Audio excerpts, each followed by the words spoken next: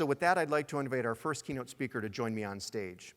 Jim Robb is approaching 5 years at the helm of the North American Electric Reliability Corporation, or NERC, where he is devoted to seeing through NERC's efforts to ensure reliability and security of the North American bulk power system.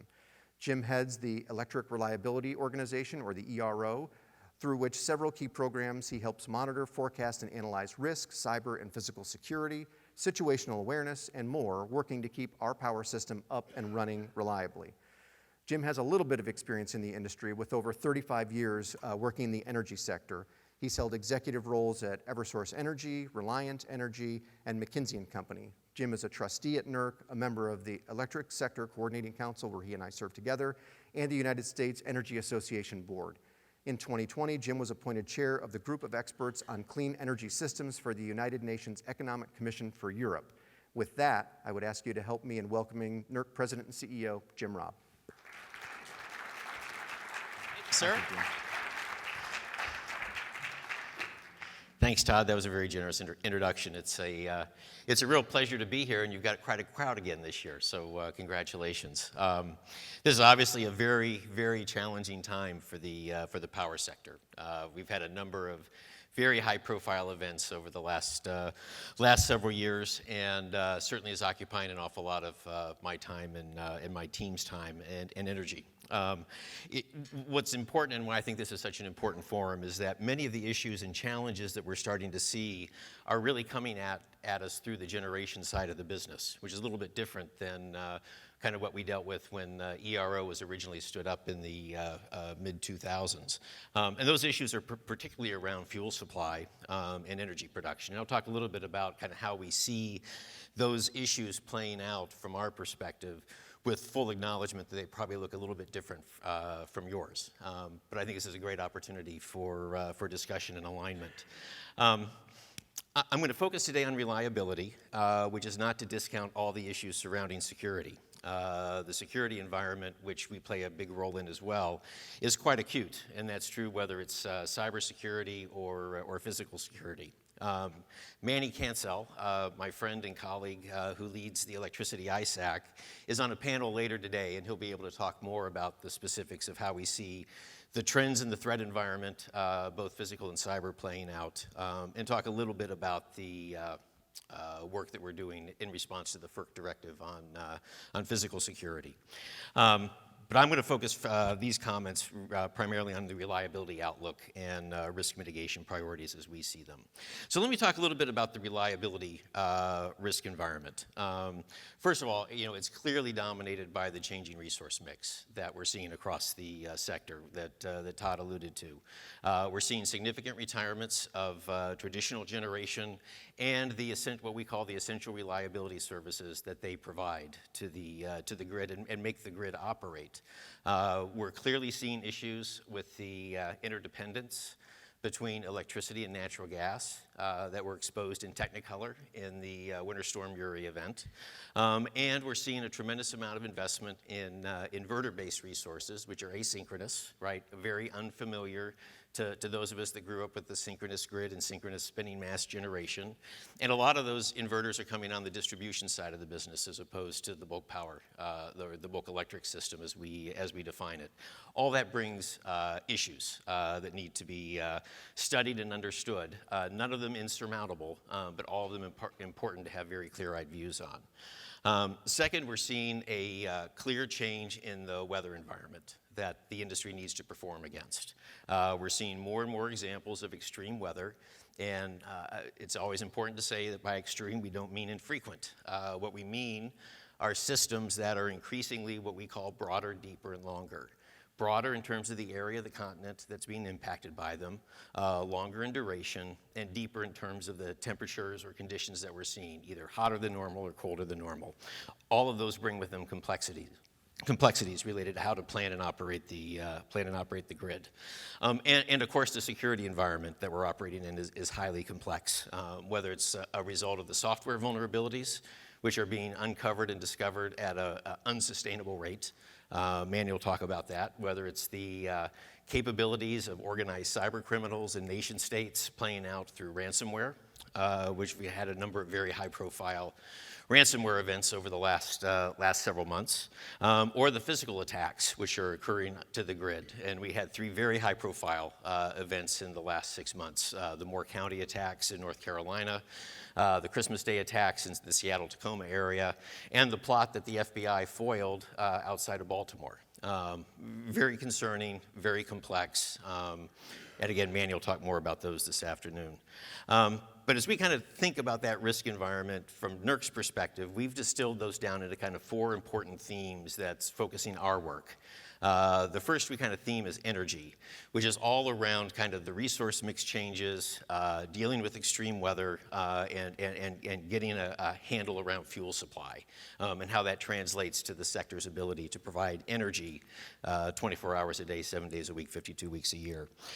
Second is security. And we attack security both through the ISAC and through our program areas, whether it's standards and compliance monitoring associated with those, or cyber engineering. Because one of the things that is a great opportunity for the sector right now is that we're basically redeveloping the grid in front of us. And we have an opportunity to build cybersecurity into the grid as opposed to bolted on afterwards, which is basically what we're doing today. Our third priority is agility. It's clear that the pace of change that's occurring to the sector is happening at a rate that's surpassed what anybody thought of when we were stood up. Most of our processes were designed to be very inclusive, consultative, reflective, and really to deal with things like facility ratings and vegetation management. Well, we're now dealing with a series of challenges which are just happening much more quickly and developing much more quickly. So we need to respond with our ability to move our programs along faster.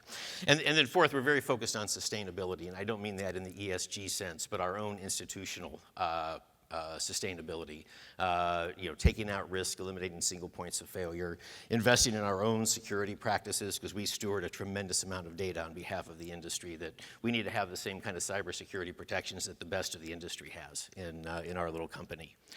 So putting all that together, the main theme that we've been telling people when we get a chance and when they'll listen is that managing the pace of this transition is going to be key to being able to navigate it successfully.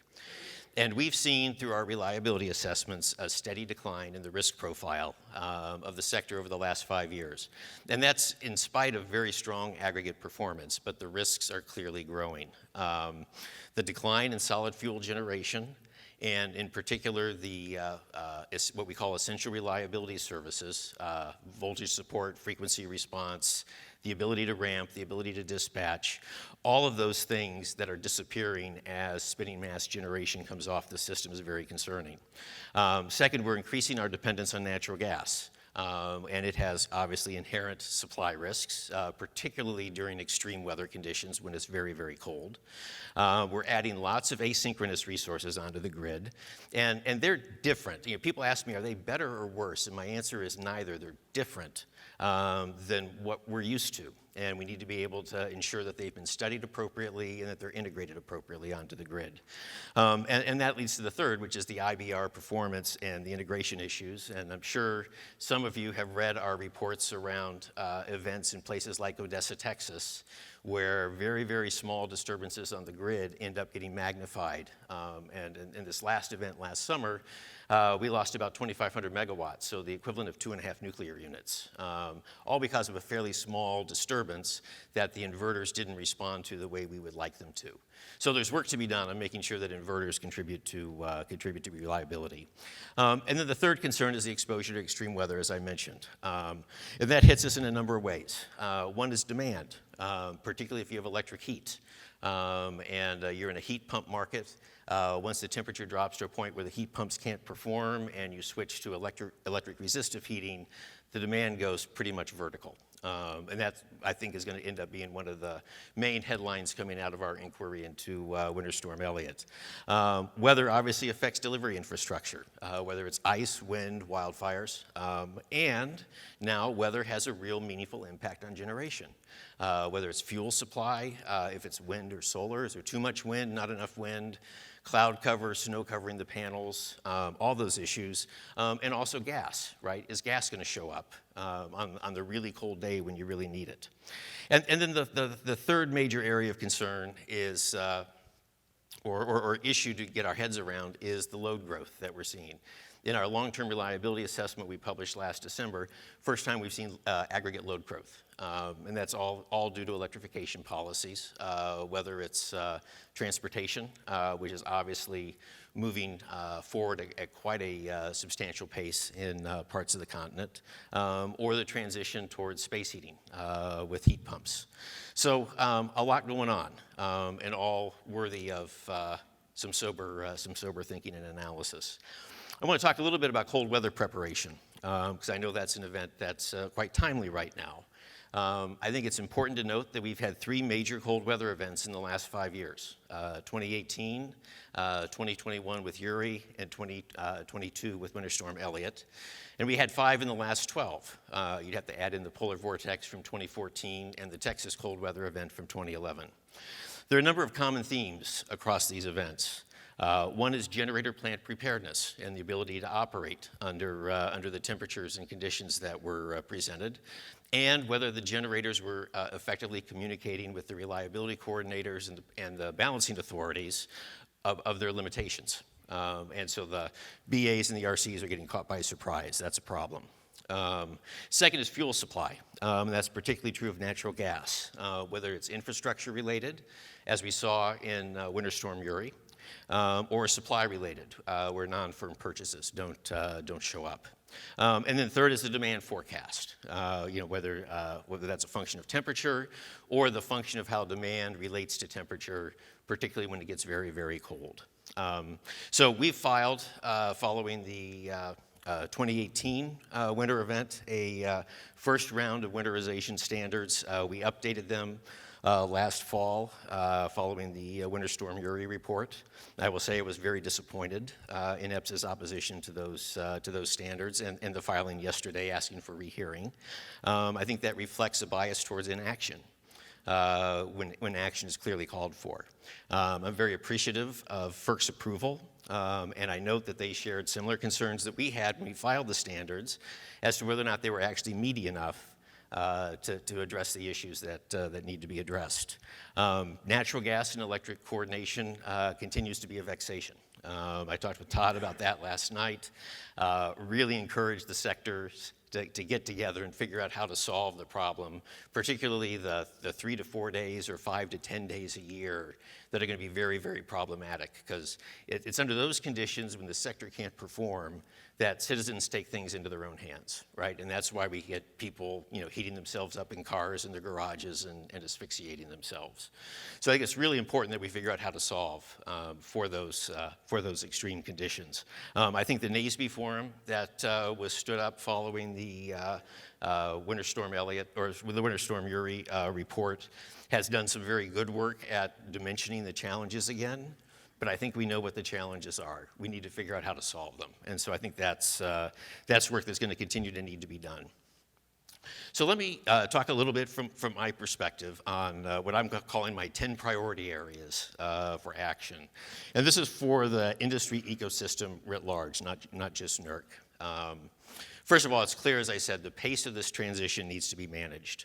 And one of the key things and key challenges is the need for better interagency coordination on policies that are going to impact generation, especially coal. I was quite pleased to see the announcement 2 weeks ago from the EPA and the DOE that they've entered into an MOU to at least start to consider how environmental policies may impact the generation fleet. I think there's a lot of detail yet to be sorted out. We're mentioned in that MOU as providing some of the analytics to support that, which I'm very pleased with. And I'm hopeful that will be a first step towards creating better interagency coordination. But it's obviously it's much broader than just EPA, but I think that's a very good start. and appreciative of the federal government taking that on. Second, and this is an issue for the market areas, we really need to figure out how to retain generation that's needed to supply those essential reliability services until the replacement resources that are coming onto the grid can fully replace those services as well. It's more than just producing energy. You got to be able to produce the voltage support, the frequency response, and all those things that make a synchronous grid operate. And I think it's important that we recognize that capacity no longer brings those. Along. And the performance of the grid is going to continue to be rooted in physics and stability requirements for the foreseeable future. So the need for reactive power, the need for frequency response, the need for dispatchability, none of those are going away anytime soon. So we need to make sure that we have a clear-eyed view as to what the ability of the grid is to provide those going forward. I think third is I think the RTOs really need to revisit their market rules and create some way through market incentives and compensation to synthetically recreate the obligation to serve that guided this industry for such a long period of time. We allow too many decisions to be made based on probabilities, economic returns, the likely scenarios going forward. And those are great, and those work for 99% of the time. It's that 1%, though, where we get outside of that we get into real trouble. So I think that's an issue for the market areas to take on. And things that I think they need to be thinking about is how do generators get compensated for out-of-market reliability investments? So for example, the winterization requirements that you all are obviously so exercised around. I get it, I understand, but that's an issue that the markets need to solve. Firm fuel contracts, which would be very, very valuable from a reliability perspective, but aren't really being compensated for in the markets. Fuel storage, whether it's a coal pile, natural gas in inventory, or oil for a dual fuel plant.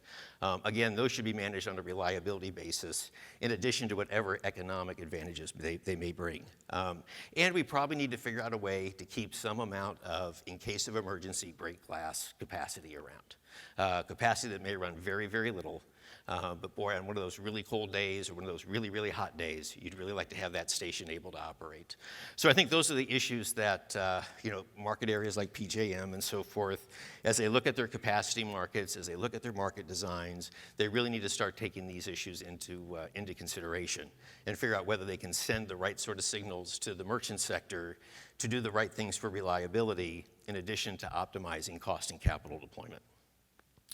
Fourth, I think we need to be very aggressive with the inverter-based resources coming onto the system and ensure that they are programmed and integrated in a way that contribute to reliability. Cal ISO is doing a lot of good work on this in their interconnection agreements. FERC has an effort underway to address this through their interconnection agreements, and we're working at it from a standards perspective and registration perspective. But it's really important that these resources at a minimum can ride through a minor disturbance without panicking and tripping off the system. We need to make sure that they're correctly modeled, which requires a relatively esoteric modeling technique, which not everybody knows how to do these days, but it's three-phase modeling, electromagnetic transients. And those are really, really important so the system operators know how they're going to respond under different sets of conditions. And ultimately, we need to figure out how to create incentives for inverter-based resources, not just to be must-run capacity, but to have some amount of dispatchability associated with them or the ability to curtail them. They need to be able to provide frequency response, which they're physically capable of doing. It's all through power electronics, but if we don't tell them what to do, they're never going to do it. Provide voltage support, et cetera. Fifth, we need to move the planning construct of the industry to a 24/7 energy supply and not just focus on capacity in the ground and reserve margins. ERCOT's doing some very forward-leaning work on this issue right now, and we think it's really important because reserve margins are interesting, but they're no longer very sufficient for predicting reliability. Your ability to serve energy on peak tells you nothing anymore about your ability to serve energy any other hour of the year. And that's because generation failures are no longer based on independent random events that occur on the system, which was the whole element of reserve margin thinking, but it's now driven by common conditions. Wide area solar droughts, marine layers, wind droughts, those sorts of things, weather systems that are very, very broad. They impact generation all in the same way. So we really need to get our head around how to think about 24/7 energy supply, not just reserve margins. And that's going to require operators and planners to have deeper insights into fuel and fuel availability. And it was interesting, I had a fun conversation with one of the chief scientists at NOAA, and she told me that forecasting techniques now are really quite good at predicting wind at a fairly granular level, but the cloud cover and marine layers remain complete vexations for the weather forecasters. So that's going to become really important, and we really have to figure out how to get that done. 6, there's clearly a bunch of new technology that needs to be developed and then deployed at scale if we're going to have if we're really going to have a low carbon grid that operates reliably. The batteries that we're putting on the system right now are making an extraordinary difference. And if you just look at the difference between the August 2020 heat event in California versus last fall's the Labor Day heat wave that hit California, the big difference there was the performance of the batteries on the system. So I don't, when I say we need batteries, I don't want to disrespect the great things that the batteries on the system are doing today, but they're not going to be nearly enough for a grid that's entirely dependent on renewable generation to be able to cover a multi-day fuel event. The potential of small modular reactors is terribly exciting, but they're a long way away. Right, I think the first reactor in the Northwest may come online, I think they're saying now maybe 2027, and it's quite small. So it's very exciting that we may have a nuclear technology that will meet kind of society's expectations for safety, as well as the need for clean, reliable electrons. But again, we got to get on with that. We got to move those along forward. Hydrogen is another fuel that people talk with a fair amount of enthusiasm around. I don't have any particular strong view that it's going to make a material difference in the grid in the next 10 years. But again, it's one of those technologies that if it were viable and viable at scale, right, could play an important role for us going forward. But certainly the role of long duration storage and small modular reactors, I think, is very, very important. 7, we need to really figure out how we incorporate extreme weather conditions into our planning. And I know that EPRI, along with ISO New England, is doing a significant amount of work on this topic. But we really need to understand kind of what the planning conditions ought to be for hot weather and cold weather. And it's probably not looking back over the last 30 years because the conditions are clearly changing. We need to figure out how to forecast wind droughts. Or if we have too much wind, because both are equally problematic for the wind fleet. And then, as I said, issues like marine layer, cloud cover, and smoke now have dramatic impacts on solar production capability. So all that needs to be factored in to how we plan the grid over the long term, and then we think about our seasonal ahead and day ahead planning needs to incorporate all those into the planning construct.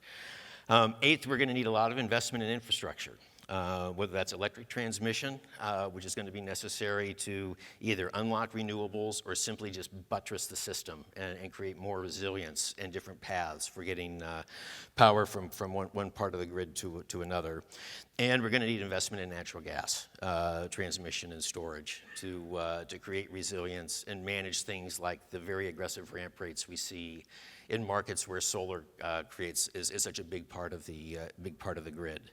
9, we're going to need much better visibility into distributed energy resources, whether it's the stuff that's on the grid itself or the stuff that's behind the meter. Because if you think about the role of the system operator right now, They really don't know what generation is going to show up at any given point in time because it's dependent on a whole bunch of conditions that they need to be better at forecasting. And they really don't know what demand is either because a lot of it's masked because of the rooftop solar. Other than that, it's a great job. But there's a lot of innovation and challenges associated with keeping this system balanced, given the uncertainties that are increasingly showing up on both sides of the equation. And then the last thing that I tell everybody when I get a chance is with all these new risks coming at the grid that we've got to get our arms around, we've got to get our heads around, we still got to take all the known and existing risks off the table. There's just a whole bunch of what I call good spinach work that needs to be done around maintaining accurate facility ratings, making sure that your trees are trimmed, all those things that are kind of basic good hygiene for running the grid. They're still really important, and they're not, those challenges aren't going away. So I think around this, there's kind of a real call here for us kind of collectively to be able to move forward with speed and agility. And this is something that I think the whole ecosystem needs to come to grips with and come together to address. It's interesting in my conversations with C-suite executives, their sense of urgency around addressing these issues is pretty uniform, and their sense of priorities are also pretty highly aligned. But it tends to be a little disconnected from the folks who may actually show up day in and day out to at least our processes. And what we're finding is that the time to address these issues is just far too long. If you think about the first winter storm being the 2011 Texas event, here we are 12 years later, right, and we're still arguing over winterization standards. The first inverter-based resource related transmission event was the Blue Cut Fire in California in 2016, right? And here we are 7 years later, still arguing over reporting requirements for inverter-based outages. So we need to figure out how to shorten these time frames dramatically because patience is wearing thin and society demands it. I thought Todd's opening video was extraordinarily inspiring in terms of the criticality of electricity and that it plays in our lives. It truly is the foundation of everything that we hold dear as a society, and we need to collectively make sure that 24 hours a day, 7 days a week, 52 weeks a year, when you throw the switch, the lights come on, because the day it doesn't is a really, really bad day. So we've started a process to look at our standard setting process. We spent 6 months working with the stakeholder group to go through our processes and figure out ways to speed it up and eliminate kind of wasteful time sinks along the way. It was put out for ballot. The first ballot failed. Not totally surprised at that, but is disappointed in the magnitude of the failure, because again, it kind of shows that disconnect between the people that show up to do our work and the urgency that the leaders of the sector feel. I would say the Generation Forum in particular wasn't particularly constructive in helping move those things forward. So I'd ask you all to kind of think about that and in the context of the ability of us to respond to the issues that we see. Our goals here are to speed the process, eliminate low-value added time sinks, absolutely maintain stakeholder engagement and stakeholder ownership of the outcomes, and we do want to give the board the authority to set meaningful deadlines to move things along. And we believe all that can be accomplished in a way that meets industry's desire for a high level of engagement and again ownership of the outcomes. So more to come on that, but we do see a path forward. So let me just kind of wrap up. I'm committed to see that NERC is part of the solution to these issues that are vexing the industry, and to absolutely demonstrate a sense of urgency in addressing these challenges. My commitment is to use my regulatory authority appropriately. My goal through all the work we do on standards and standard setting is all about securing the neighborhood. I think too many people view us as creating compliance peril for them, and they miss the point, because the standards are never about you, they're about your neighbor. It's like the homeowners, the covenants and so forth in your homeowners association. They prevent your homeowner from painting their house purple. They make sure that they take care of their lawn, because we're all dependent on the performance of each other. And so that's the role of standards in setting that common baseline level of performance that we can all rely on. I'm committing to use the bully pulpit whenever I get a chance, and whenever people gather around and listen to me, I'll grab a soapbox. But I really want to do everything we can to raise awareness of issues and concerns and lay out options for those who can make decisions to make them on an informed basis. And then my last commitment is that we're going to do everything we can to protect our independence and remain kind of an unquestioned authority on these issues. You know, not biased towards carrying anybody's water, but making sure that we can lay out the facts and call balls and strikes the way we see them. So with that, I'm going to wrap up. I don't know if I have time to take questions, Todd, or if we need to move forward. But thank you all very much. I appreciate the opportunity to be here.